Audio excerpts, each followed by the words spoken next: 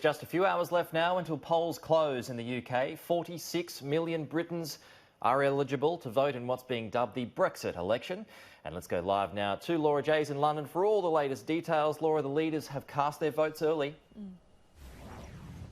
They certainly have. And look, I'm getting some anecdotal evidence and thoughts through from the parties, both sides at the moment. Both are saying there's anecdotal evidence of a record turnout right across the country. What does that mean? Well, no one's quite sure. No one quite knows whether that's good for the Tories or good for Labor. Perhaps it is a city, country or a London, out of London divide. There's also some suggestion within the Tories that there is some genuine concern that Boris Johnson might be in a bit of trouble in his own seat because of tactical voting. But we will know in just a couple of hours' time. We get that first exit poll through at 9 a.m. your time, and then the results will come through pretty thick and fast. I spoke to the former High Commissioner for London, Alexander Downer, a little earlier today. I got his prediction on what he thinks might happen tonight and what that means for the country.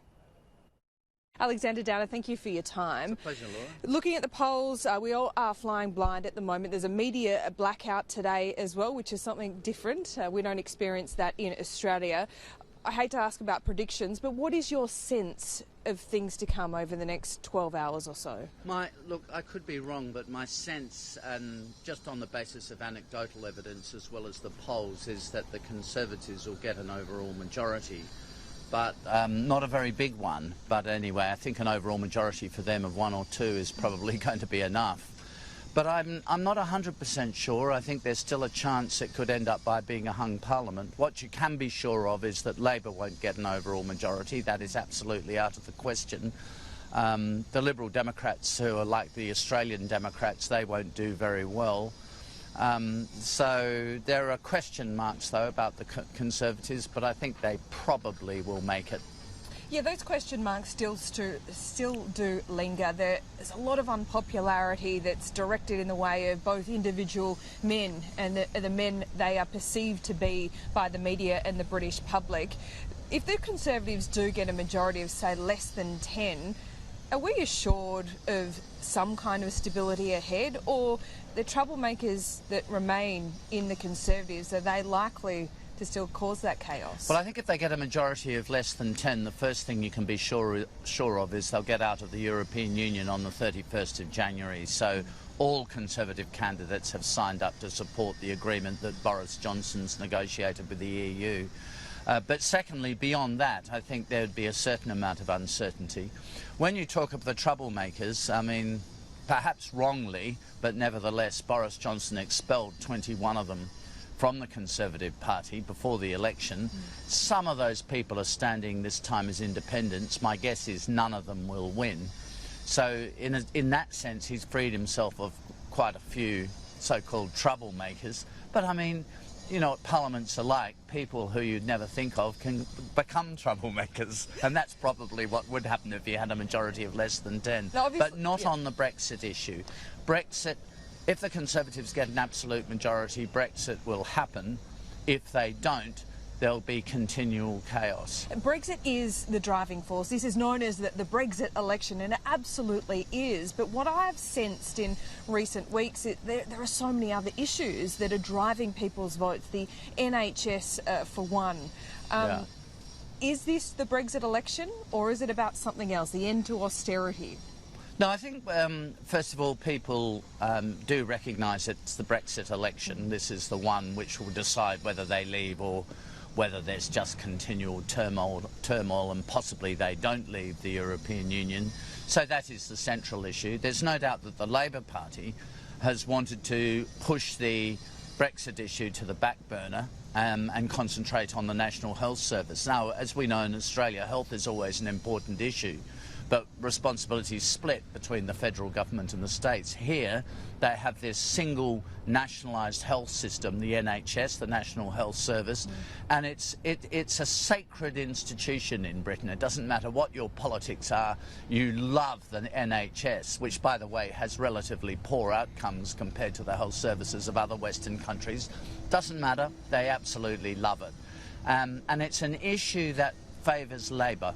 So the Labour Party have concentrated very heavily on spending, you know, X number of £billion on the NHS and focused on problems within the health service.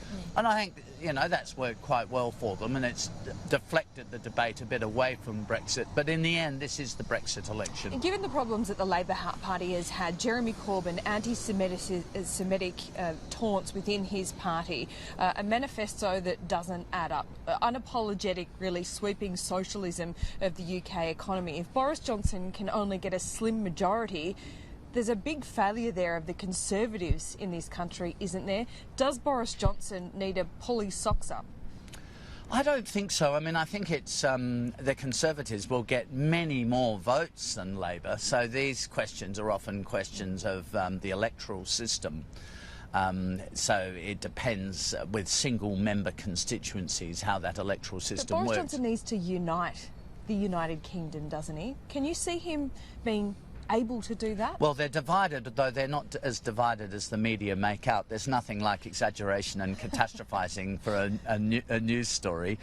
People are divided over the issue of Brexit, and families are divided, and married couples are divided, and so on. But, you know, they're not trying to kill each other over the issue. So once Brexit has happened, the divisions that exist within the UK will revert to normal. There will be normal divisions over different things, but I wouldn't say, you know, this isn't a country that is on the verge of a revolution, or, you know, there have been marches in the street. They've all been peaceful over the Brexit issue.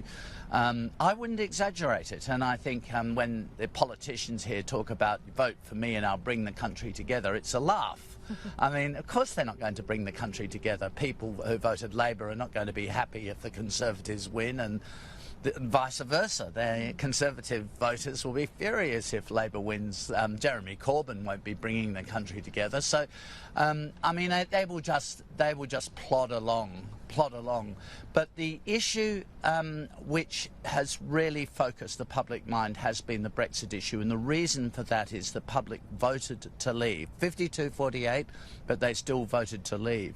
You've got the Liberal Democrats, the minor party, whose vote has, according to the polls, almost halved over 5 weeks, because they said they would discount the result of the referendum. That has really annoyed people.